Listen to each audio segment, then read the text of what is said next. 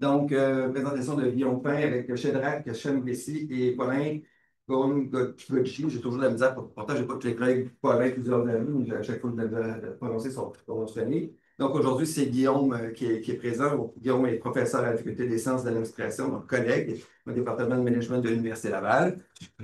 Et bon, je peux présenter rapidement tes collègues. Donc, Shedrack, qui est professeur au pôle d'études de la recherche en économie et l'innovation sociale à l'Université de l'Ontario français. Shedrack qui est pas là, je pense aujourd'hui. Non, il est pas là. Paulin est chercheur postdoctorant en innovation à HEC. Et aujourd'hui, Guillaume va nous présenter l'apprentissage organisationnel dans la transition vers une économie circulaire, antécédents, processus et résultats, une revue systématique. Merci À beaucoup. toi. Alors, bonjour à tous, merci de votre attention soutenue. Je sais qu'on s'approche du creux de l'après-midi. Je vais essayer d'utiliser des tactiques pour remobiliser votre attention. Voilà. Donc, le travail que je présente en ce moment est malheureusement encore un travail en cours. On accuse un petit peu de retard. C'est un projet financé par le REC. C'est une revue de littérature systématique qui porte sur le rôle de l'apprentissage organisationnel dans la transition des PME vers une économie plus circulaire. Donc, c'est une idée originale de mon collègue Shedrack Chembessi de l'Université de l'Ontario français et de moi-même. Et on ne serait pas arrivé au résultat que je vais vous présenter aujourd'hui sans le travail exceptionnel de Paulin Gongolji, qui est un ancien doctorant de l'Université Laval et qui fait aujourd'hui un post-doctorat à HEC Montréal. Alors, un petit peu de contexte empirique et théorique pour poser ou situer la problématique. On sait déjà que les PME contribuent largement aux impacts environnementaux et donc à la pollution globale. Euh, on sait aussi qu'au niveau global, il y a une prise de conscience croissante des enjeux environnementaux et donc une demande croissante également de produits verts et de services verts.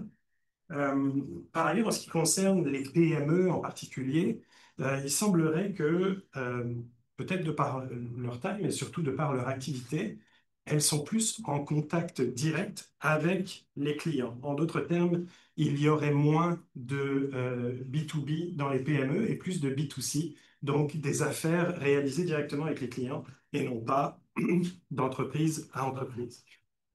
Ce qui fait que la pression des consommateurs serait plus élevée sur les PME en ce qui concerne euh, les pratiques durables en général et les pratiques circulaires en particulier. Donc, les PME doivent transiter vers un modèle plus durable, un modèle plus circulaire. Et cette transition requiert des connaissances spécifiques.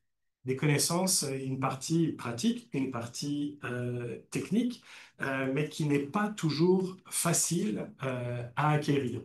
Pour, et ça peut être pour des raisons humaines, pour des raisons techniques, pour des raisons financières. Donc le coût d'acquisition, les ressources humaines disponibles pour acquérir et assimiler l'information, et puis les connaissances des ressources humaines de l'organisation.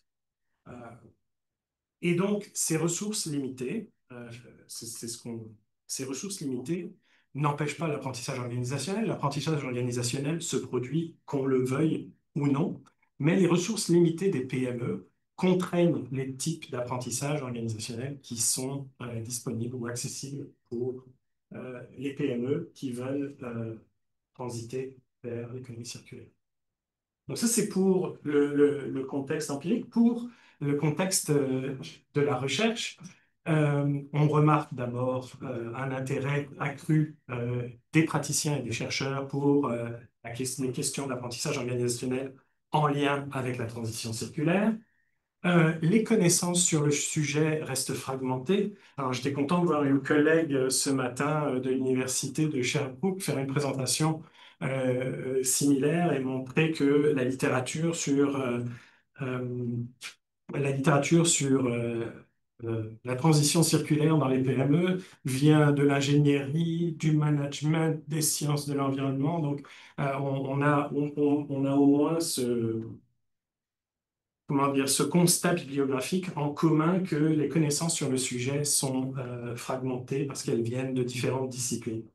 Euh, et il n'existe pas à l'heure actuelle de travaux qui présentent une vision englobante ou holistique des antécédents, processus et résultats de l'apprentissage organisationnel en contexte de transition circulaire. Et donc, c'est ce qu'on s'est proposé de faire dans ce travail, d'essayer de proposer une vision la plus exhaustive possible, la plus englobante possible. Et donc, pour intégrer une littérature fragmentée, on a pensé que le meilleur moyen serait une revue systématique de la littérature. Donc, vous reconnaissez peut-être les références de Tranfield et collègues en 2003, puis de Moher et al. 2009. Donc, c'est le fameux protocole Prisma pour les revues de littérature systématique, avec le diagramme Prisma qui est sur la droite de votre écran. Euh, et le chiffre final qui est de 106 articles définitivement retenus pour cette revue de littérature. Le plus important, le plus intéressant en tout cas pour moi, j'espère pour vous, ce sont les résultats de cette revue de littérature. Donc on a des résultats descriptifs et analytiques. Alors un petit peu de bibliométrie. On voit que au cours des 10 dernières années, il y a une augmentation importante de l'intérêt pour l'apprentissage organisationnel en contexte de transition circulaire. On vous a fait un petit une distinction entre les publications d'ordre conceptuel, qualitatif, quantitatif et mixte. Et on voit une augmentation finalement assez similaire en tout cas pour les publications quantitatives, mixtes et qualitatives au cours des dernières années, avec un léger avantage du quantitatif pour 2023. Donc, ça rejoint ce que je vous disais tout à l'heure sur le... Pardon? C'est sur 10 ans? Oui, depuis 2016 à peu près, jusqu'à donc un peu moins de 10 ans. Donc, ça rejoint ce que je vous disais tout à l'heure sur l'augmentation de l'intérêt ou l'accroissement de l'intérêt des chercheurs sur la question de l'apprentissage organisationnel. Euh, Ceci dit, les résultats analytiques maintenant, en particulier, donc, comme je l'ai dit au début, on s'intéresse aux antécédents, aux processus, enfin aux étapes de l'apprentissage organisationnel, et puis aux résultats.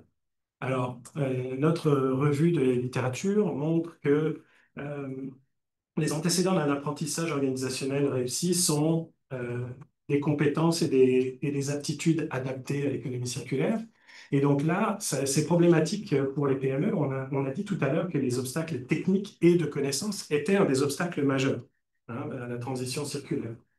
Euh, Ensuite de ça, les activités de réseautage. Alors, ça, c'est intéressant. On a beaucoup parlé ce matin dans le colloque 633 du REC et un petit peu cet après-midi aussi dans la présentation de Julie. On a parlé beaucoup de collaboration.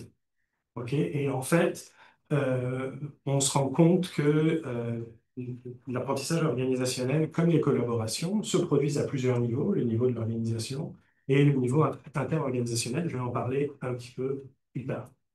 Évidemment, une gestion adéquate pour l'apprentissage organisationnel.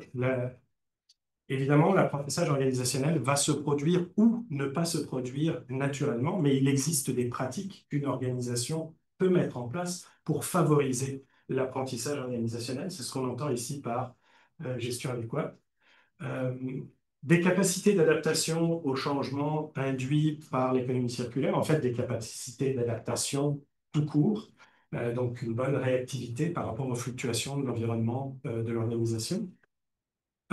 Et finalement, la disponibilité des ressources financières et technologiques. Si on additionne la dernière ligne avec la première ligne, on se rend compte qu'il y a beaucoup qui reposent sur les ressources humaines, techniques, financières de l'entreprise, ce qui est justement le point de vue, le problème reconnu dans quasiment toutes les revues de littérature sur les PME concernant la transition vers le développement durable. Donc, deux points importants, mais on trouve rarement dans les PME. Ensuite, on parlait de niveau. Alors, d'autres ont fait des séparations de niveaux comment dire, plus fines, mais on s'est arrêté à deux niveaux. En tout cas, c'est ce qu'on a trouvé dans la littérature. D'abord, l'apprentissage intra-organisationnel et ensuite l'apprentissage interorganisationnel. Donc, intra-organisationnel, beaucoup par essai-erreur, formation et atelier. Essai-erreur, c'est un peu naturel. On met en place une pratique circulaire ou une stratégie qui contient plusieurs pratiques circulaires. On voit ce qui marche pas, et ce qui marche pas, on essaie de s'adapter. Formation et atelier, ben, généralement, on fait appel à des experts externes ou on fait former un expert interne qui va à son tour former personne. Euh, et puis, les boucles de rétroaction, donc ça, c'est la capacité d'apprendre de son expérience, que ce soit ses succès ou ses erreurs dans la mise en l'application de pratiques. Et finalement, au niveau interorganisationnel, on a les coopérations inter-entreprises ou alors dans des écosystèmes qui regroupent des entreprises et des incubateurs, par exemple. Et les structures de soutien, ça inclut euh, dans les entreprises, mais aussi dans l'écosystème de l'organisation. Je vais passer rapidement parce que euh, je voudrais laisser plus de temps euh, euh, pour la discussion. Donc, au niveau des effets de l'apprentissage organisationnel, notre revue de littérature révèle que l'apprentissage organisationnel permet généralement d'augmenter l'efficience dans l'utilisation des ressources, permet aussi de développer les compétences en logistique inversée. Donc, la logistique inversée étant le retour des produits vers l'organisation qui qui les a fabriqués. Permet l'optimisation des processus opérationnels et pas seulement, en fait, pas juste l'optimisation des processus existants, mais aussi la création de nouveaux processus. Et généralement permet l'amélioration de l'efficacité organisationnelle, toute chose qu'on avait déjà constatée comme effet de l'apprentissage organisationnel, mais plus pour la performance économique. On les constate également pour la performance circulaire ou la transition circulaire. Donc ici, c'est un tableau de synthèse avec le détail. Alors, une contribution de ce travail, c'est d'offrir à la fois une vue d'ensemble des antécédents, processus et retombées de l'apprentissage organisationnel, et puis un certain niveau de détail qui se retrouve dans ce graphique qui résume en fait la majorité des résultats que je vous présente aujourd'hui. Je voudrais terminer par les contributions pratiques souhaitées de l'étude. On propose une compréhension globale de l'apprentissage organisationnel, mais en même temps assez détaillée. Donc, on a ce graphique qui nous offre un aperçu rapide d'ensemble, et on a les résultats détaillés qui pourraient permettre, par exemple, sur le plan pratique, à des entreprises de développer des plans d'action circulaires à partir de nos constats. Euh, Nos constats peuvent aussi servir aux décideurs politiques pour mettre en place des politiques de réglementation en matière d'économie circulaire. Et puis, on peut se servir du graphique de synthèse ici comme feuille de route pour des associations industrielles ou même pour des sociétés holding, pour des groupes, des groupements d'entreprises. Et au plan théorique, ça aussi, je l'ai entendu dans une présentation ce matin, l'apprentissage organisationnel n'est pas séquentiel. Il est par essai, erreur, il est beaucoup par itération. Donc ça, c'est intéressant que ce soit trouvé dans plusieurs études. Ensuite, on propose une perspective théorique, systémique qui prolonge les théories qui sont plutôt centrées sur les organisations. Euh, et enfin, et c'est un peu un corollaire de la contribution précédente, l'apprentissage interorganisationnel peut servir de levier d'innovation, donc systémique, mais aussi ouverte, c'est-à-dire accessible facilement à tous les membres de l'écosystème. Merci de votre attention. Merci, Guillaume. Donc, on a le temps pour les questions maintenant. 5 minutes. À peu près. Oui, je vais terminer. Ça, c'est pour ça. Oui. Merci beaucoup. J'ai une question, Guillaume, par intérêt. Donc, les effets que tu as présentés, ils ont tous l'air très logiques.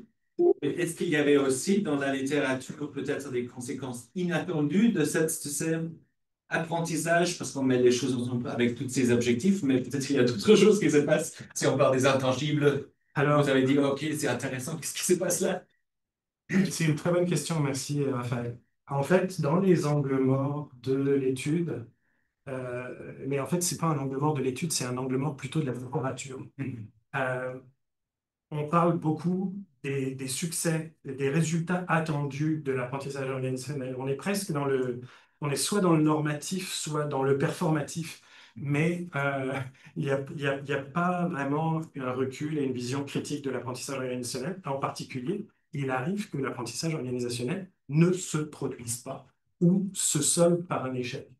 Et ça, on ne l'a pas vu, c'est un angle mort de la littérature, donc c'est une avenue de recherche future absolument qu'on a identifiée. Si j'arrive à trouver la bonne diapositive, voilà, je l'ai marqué dans les zones d'ombre. Euh, donc la réponse, c'est on ne le retrouve pas ou peu dans la littérature. Mhm. Et c'est super intéressant, bien sûr. Parce que ça pourrait être aussi des choses positives, tu sais, comme, je ne sais pas, cohésion territoriale ou d'autres choses qui sont, euh, mais peut-être intéressantes de... On- on- il y a aussi un travail un peu rhétorique à faire sur nos résultats. Mhm. Donc, au fur et à mesure qu'on continue l'analyse, puisque l'analyse est toujours en cours, Mhm. on va contraster nos résultats avec les résultats existants d'une manière plus convaincante. Merci beaucoup, Ben, Benjamin. La question peut sembler bête, mais comment tu qualifierais l'échec de là-haut? Est-ce que c'est par l'absence de résultats, l'absence de transformation, d'implantation de démarches Alors, ou ça dépend beaucoup de la perspective dans laquelle tu regardes là-haut. Un point que je n'ai pas abordé aujourd'hui, c'est que, il y a une majorité de la littérature sur l'apprentissage organisationnel en contexte de circularité, qui est une majorité d'études qui adoptent une perspective, soit la perspective basée sur les ressources, resource-based view, soit la perspective basée sur les connaissances, qui est une variante de la première, soit les capacités dynamiques, dynamic capabilities, qui est une théorie cousine et qui est aussi en stratégie, et finalement l'orchestration des ressources, qui est aussi en stratégie. Donc, à cause des perspectives qui sont utilisées pour étudier le phénomène de là-haut, pour les transitions circulaires, on a une approche très instrumentale de, de l'apprentissage organisationnel. Mais ça veut dire qu'il y a plein d'autres angles qui ne sont pas couverts. Donc, on l'a vu en répondant à la question Raphaël, les échecs notamment. Alors, à quoi ça ressemble un échec? Un échec, ce serait euh, participer à une conférence dans ton métier, dans ton industrie, le secteur textile par exemple, faire la rencontre d'entreprises qui utilisent qui ont des produits similaires ou des technologies similaires, mais plus circulaires, être intéressé, essayer de les implanter dans ton entreprise et finalement, ça décolle pas. Notre pour une petite dernière question, intervention. Un autre scénario, ce serait que ça décolle, pardon, un autre scénario, ce serait que ça décolle, mais que la performance circulaire soit pas au rendez-vous. Ouais. Pardon. Vas-y, Romain. Désolé. Dans la partie inter-organisationnelle, est-ce qu'il y a la place des grands groupes justement par rapport aux PME? Parce que les PME souvent sont sous-traitants aussi ou fournisseurs de grands groupes. Et quel est le rôle que peut avoir le grand groupe justement dans l'organisation, enfin, dans l'apprentissage organisationnel, dans la vision inter-organisationnelle? Est-ce qu'il y en a aussi? C'est un aspect qu'on n'a pas du tout abordé dans cette étude-là. C'est un aspect que j'ai abordé dans un autre travail qui concerne le développement durable en général et la réduction des émissions de gaz à effet de serre en particulier. Donc, on n'est plus tout à fait dans le domaine circulaire. Ce qu'on a constaté, c'est que même parmi les grands groupes, donc les très grandes entreprises, on a trois profils qui se forment. Un profil de leader avec, donc, le contexte, c'était une association industrielle qui a qui a pour mission de promouvoir le développement durable dans l'industrie minière. Et on a vu trois rôles essentiellement. Le rôle de leader, où il y a une innovation à l'intérieur de ces grands groupes-là, qui est partagée dans l'association industrielle et même adoptées par d'autres membres de l'association. On a les suiveurs ou même les désinvestisseurs en fait, ce qui s'est passé, leurs actions ont baissé, leurs actions circulaires ou climatiques ont baissé, leur performance environnementale a baissé et finalement, elles se sont retirées même de l'association industrielle. Et finalement, il y a des suiveurs qui font un peu, qui se contentent de suivre les leaders. Je pourrais en parler peut-être plus en détail après. Mais l'interaction PME-GE ou PME grande entreprise, c'est quelque chose que j'ai pas abordé dans cette étude-là. Un grand merci. Merci, Merci Guillaume. Romain. Merci.